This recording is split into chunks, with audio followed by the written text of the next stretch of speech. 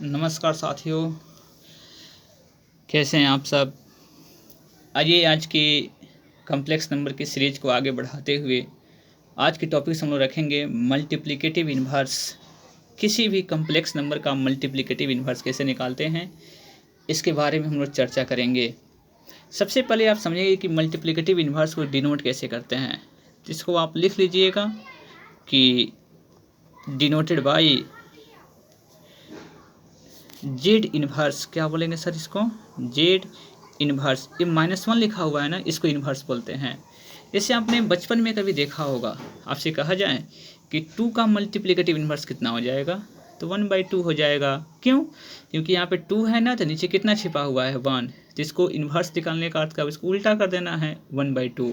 आपसे कहा जाए 5/2 का आप मल्टीप्लिकेटिव इन्वर्स निकालिए, तो मल्टीप्लिकेटिव इन्वर्स कितना हो जाएगा 2/5, क्योंकि इसको पलट देंगे।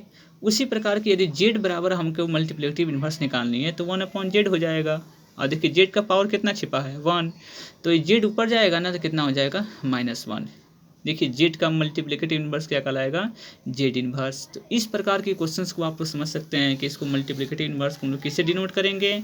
डिनोट मतलब सूचित करेंगे जेड इन्वर्स से।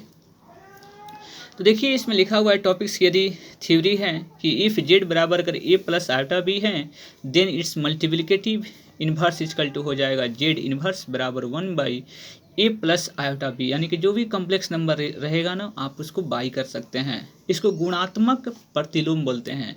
हिंदी में क्या बोलते हैं सर?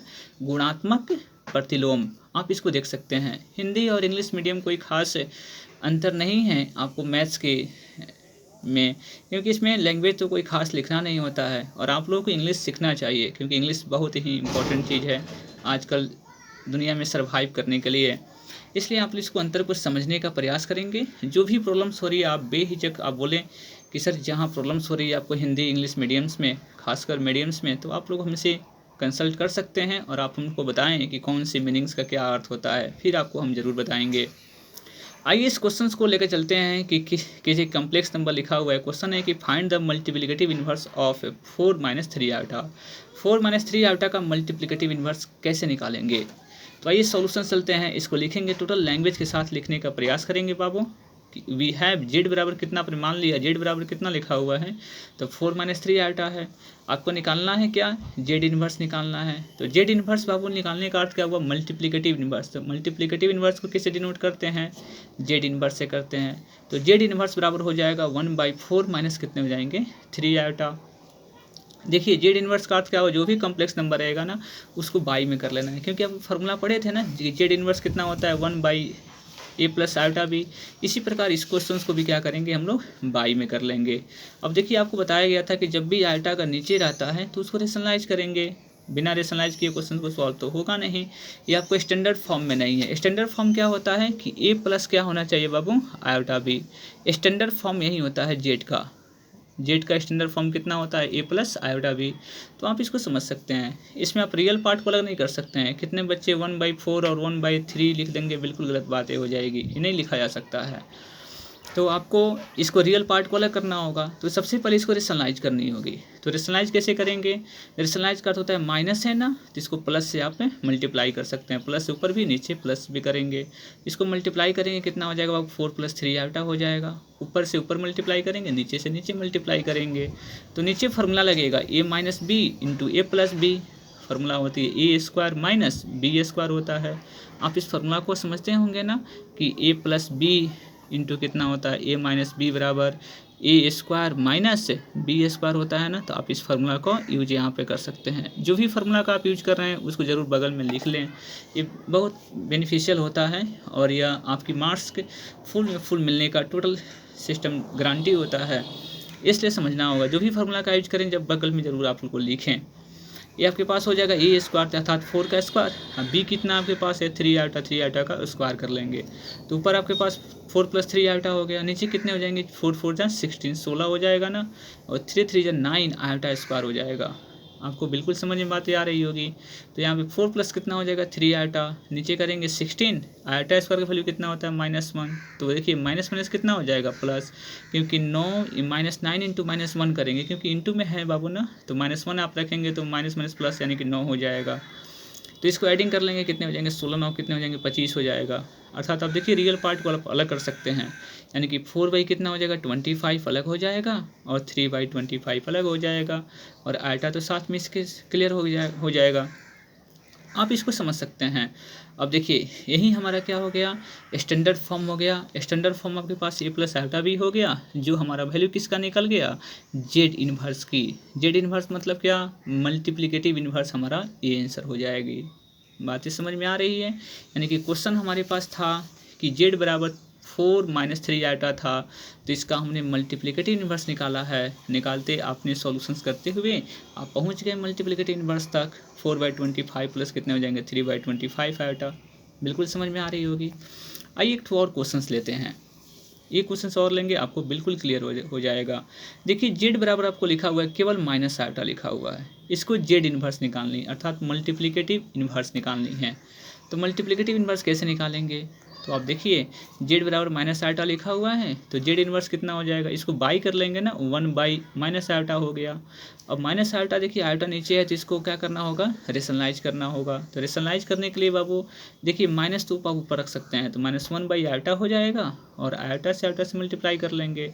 तो -1 में आयटा से मल्टीप्लाई करेंगे माइनस आयटा और नीचे कितना हो जाएगा आपके पास आयटा स्क्वायर हो जाएगा, क्योंकि आयटा इंटू आयटा कितना हो जाएगा, आयटा स्क्वायर हो जाएगा।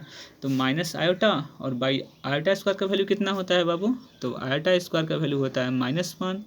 तो बिल्कुल आपके पास लिख सकते हैं आयटा स्क्वायर के वैल्यू प्लेस पे -1 रख सकते हैं। तो माइनस क्या हो जाएगा, कैंसिल। आयोटा बाई कितना हो जाएगा 1। तो आप जानते हैं कि नीचे तो 1 तो लिखा नहीं जाता है क्योंकि हमेशा छिपा रहता है, इसलिए कितने हो जाएंगे आयोटा। अर्थात जेड बराबर माइनस आयोटा था ना, उसका मल्टीप्लिकेटिव इन्वर्स कितना मिल गया बाबू, केवल आयोटा मिला। इसको आप कहा जाए कि इसको स्टैंडर्ड फॉर्म में लिखिए, तो इसको लिख सकते हैं 0 प्लस कितना लिख सकते हैं आयोटा, यानी कि इसमें रियल पार्ट नहीं ना है, तो रियल पार्ट नहीं तो रियल पार्ट आप 0 जोड़ सकते हैं, कोई दिक्कत की बात नहीं है। तो 0 प्लस कितने हो जाएंगे आयोटा, ये आपका स्टैंडर्ड फॉर्म भी हो गया और इसका मल्टीप्लिकेटिव इन्वर्स भी निकल गया। तो इस तरह की क्वेश्चंस को आपको सॉल्व करने की, हर एक क्वेश्चन मल्टीप्लिकेटिव इन्वर्स कैसे निकालते हैं किसी कॉम्प्लेक्स नंबर का, आप ये 2 क्वेश्चंस के दौरान आपने बहुत कुछ सीखा होगा। और उम्मीद करते हैं आप लोगों की किसी भी एडिशंस की बुक को आप अगर प्रेफर करते हैं, RS Agarwal, RD Sharma, NCERT, sir सभी क्वेश्चंस आपकी बन जाएंगे, बस आपको कंसेप्ट क्लियर होना चाहिए। कही जाती है कि 100 बुक को एक बार पढ़ने से बेहतर है कि एक बुक को 100 बार पढ़ी जाए। आपको 10 बुक नहीं बनानी है, केवल एक बुक पे कंसेप्ट क्लियर करनी है, उसके बाद सभी प्रैक्टिस हो जाएगी आपकी। इस बुक को लगाते हैं तो आप सभी क्वेश्चंस को प्रैक्टिस कर आप इसको समझ सकते हैं। तो मल्टीप्लिकेटिव इन्वर्स की आपकी टॉपिक्स इसी प्रकार की थ्योरी आपको दिया गया, क्वेश्चंस आपको 2 ठो बताएं और आपको हम होमवर्क देते हैं। होमवर्क क्या रहेगा आपका कि if Z find Z inverse जहाँ भी लिखेगा तो आप समझेंगे कि इसको मल्टीप्लिकेटिव इन्वर्स निकालनी है। तो मल्टीप्लिकेटिव इन्वर्स निकालनी है, यदि जेड बराबर लिखा हुआ है √5 + 3 आयटा। दूसरी क्वेश्चन है कि जेड बराबर 2 - 3 आयटा। आपकी आंसर भी यहाँ पे हमने सोचा कि मेंशन कर दूँ कि आपको प्रॉब्लम्स ना हो, आप अपनी आप को जांच भी कर सकते हैं कि क्या मेरा सही है या गलत है। तो पहली की आंसर आपके पास √5 - 3 आयटा बाई 14 है और सेकंड क्वेश्चन की आंसर आपके पास 2 + 3 आयटा बाई 13 है। तो आप दोनों क्वेश्चंस और 2 आंसर आपके पास लिखा गया, ये रिस्पेक्टिवली है, यानी कि पहला का पहला है, दूसरा का दूसरा है। इस प्रकार की आप मल्टीप्लिकेटिव इन्वर्स से सभी क्वेश्चंस को अटेम्प्ट करने का प्रयास करेंगे और प्रत्येक टाइप्स की प्रत्येक टॉपिक्स पे आपको हर एक टॉपिक्स पे हम चर्चा करेंगे। कॉम्प्लेक्स नंबर की एक टॉपिक्स के बारे में हम लोग समझेंगे, एक टॉपिक्स को क्लियर करेंगे, उसके साथ हर एक एग्जाम्पल को उसके बेसिस पे एग्जाम्पल भी लगाने का प्रयास करेंगे। बस आप लोग ऐसा ही कमेंट करते रहें कि क्या आपको प्रॉब्लम्स हो रही है, और जब तक क्लासेस खुल नहीं रहे हैं तब तक आपको ऑनलाइन क्लासेस से ऑफलाइन क्लासेस आपको दिया जा रहा है। आप इसमें जो भी प्रॉब्लम्स आपके पास हो रही है आप उसको शेयर कर सकते हैं। मेरी व्हाट्सअप नंबर 9122631288, आप इस पर कंसल्ट कर अपनी क्वेश्चंस को भेज सकते हैं। और आप लोगों को अगर व्हाट्सएप से जुड़ते हैं तो आप लोगों को इस जितने भी टॉपिक्स आपको पढ़ाई हुई है इन सब का PDF भी आपको हम शेयर कर देंगे। आपको 11th क्लास की ग्रुपिंग तो चालू हो चुकी है और आप लोग उसमें जुड़ें और ज़्यादा से ज़्यादा सपोर्ट करने का प्रयास करें।